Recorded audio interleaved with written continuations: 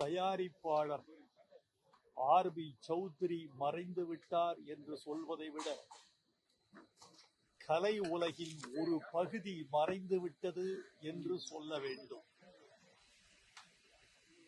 சினிமாவை சுவாசமாக வாழ்கிறவர்கள் மிகச் சிலர், சினிமாவை தொழிலாக செய்கிறவர்கள் மிக பலர்.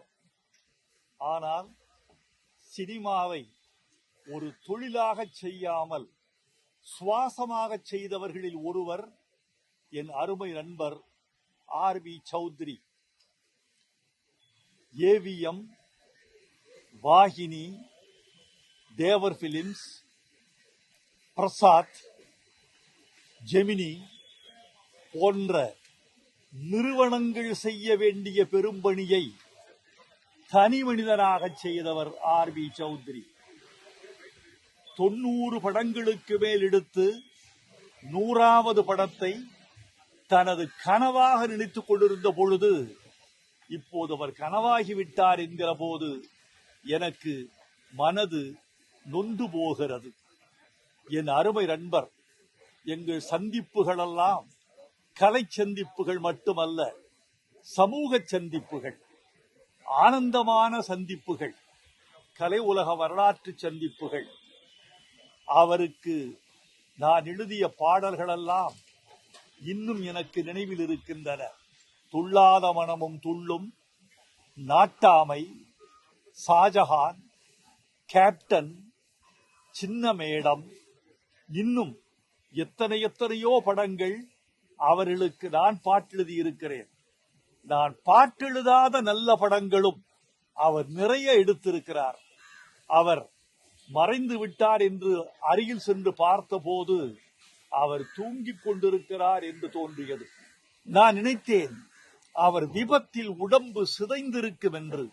இல்லை, அவர் உடம்பு சிதையவில்லை, அவர் உறங்கிக் கொண்டிருப்பது மாதிரியே இருக்கிறது.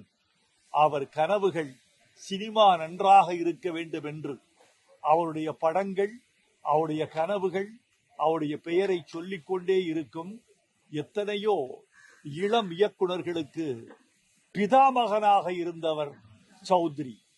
அவரை சினிமா உலகில் பல இளம் இயக்குனர்கள், வெற்றி பெற்ற இயக்குனர்கள் தங்கள் வீட்டில் ஒரு இழப்பாக கருதி துக்கம் கொண்டாடுவார்கள் என்று எனக்கு தெரியும். அவர் மறைந்து விட்டார். சில பேருக்குத்தான் மரணம் மறைவாக இருக்கும். ஆனால் சில பேருக்கு மரணம் என்பது நினைவாக இருக்கும். சௌத்ரிக்கு மரணம் நினைவாக இருக்கும். கலை உலகம் அவர் புகழை பாடிக்கொண்டே இருக்கும். அவருக்கு என் ஆழ்ந்த அஞ்சலி. அவர் குடும்பத்தாருக்கும் கலை உலகத்தாருக்கும் என் ஆழ்ந்த இரங்கல். சௌத்ரி புகழ் வாழ்க. ஒரு மனுஷனுடைய வாழ்க்கைங்கிறது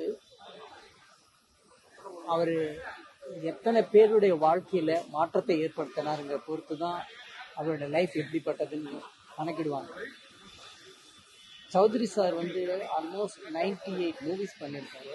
98ல எத்தனையோ டைரக்டர்ஸை இன்ட்ரடியூஸ் பண்ணியிருக்காங்க, எத்தனையோ ஆர்டிஸ்டை விடுங்க, யார் வேணா இன்ட்ரடியூஸ் பண்ண. ஆனால் டைரக்டர்ஸை இன்ட்ரடியூஸ் பண்ணுறது சௌத்ரி சார் மட்டுமே தான் இருப்பாங்க. அந்த டைமில் நாங்கள் 98ல் நான் என்னோட மொதல் படம் வந்துச்சு. அந்த டைமில் அந்த அசிஸ்டன்ட் டைரக்டர் ரூமில் என்ன பேசிக்குவேன்னா, போடா ஆண்டவர் இருக்கான், சௌத்ரி சார் இருக்காரு, எனக்கு என்னடா கவலை அப்படின்னு தில்ல வாழ்ந்தோம். நல்ல கதை இருந்தால் போதும், நமக்கு லைஃப் செட்டில், நம்ம லைஃப்பை சௌத்ரி சார் முன்னே கொண்டு வந்துடுறாரு.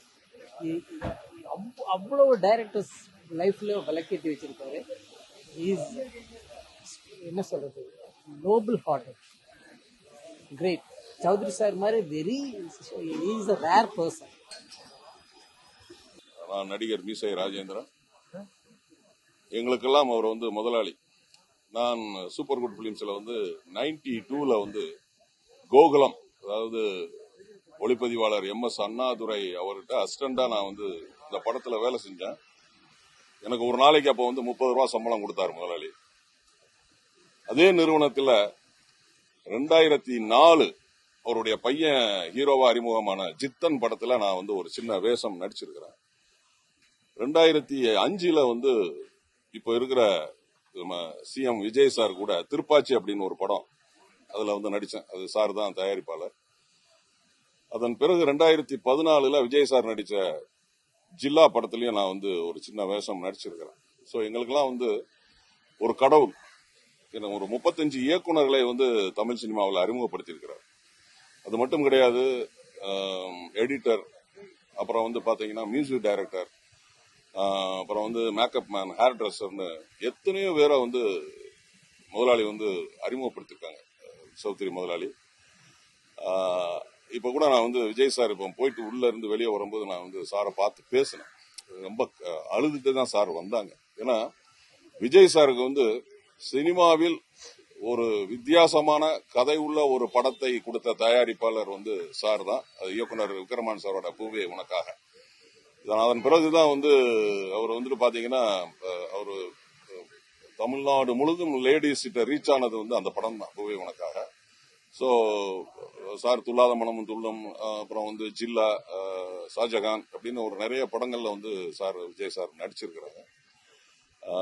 நாங்க வந்து இப்ப பார்த்தோம், சாரை வந்து பார்த்தோம். அப்படியே என்ன சொல்றது, அப்படியே உயிரோட வந்து இருந்த மாதிரியே எங்களுக்கு எல்லாம் தோணுச்சு. ஏன்னா நாங்கெல்லாம் வந்து 92 இருந்து நாங்க வந்து ஐயாவை பார்த்துருக்கிறோம்.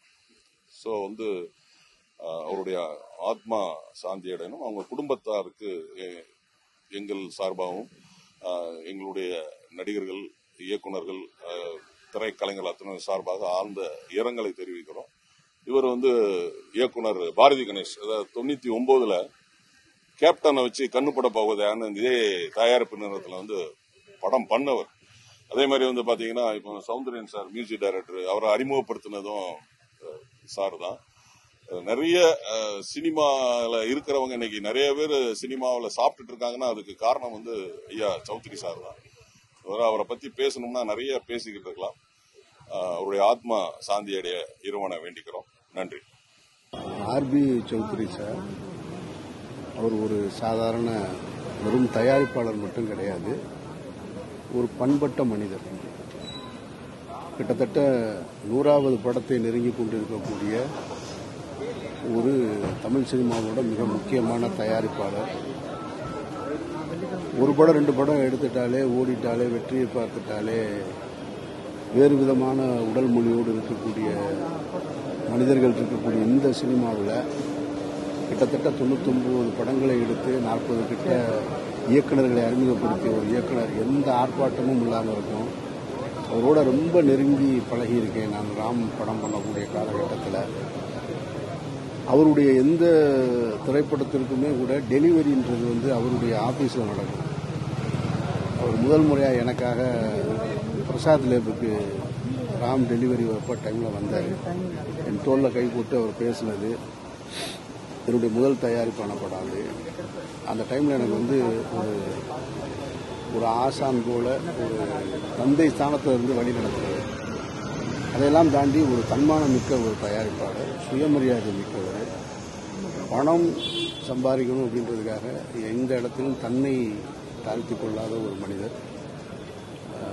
அப்படியே அவரை பார்க்கும் பொழுது இப்போ எப்படி இருக்குன்னா அப்படியே தூங்குறது போல இருக்கு. நான் நிறைய அவருடைய தனிப்பட்ட நேரங்களில் அவரை சந்தித்து பேசினவன் நான்.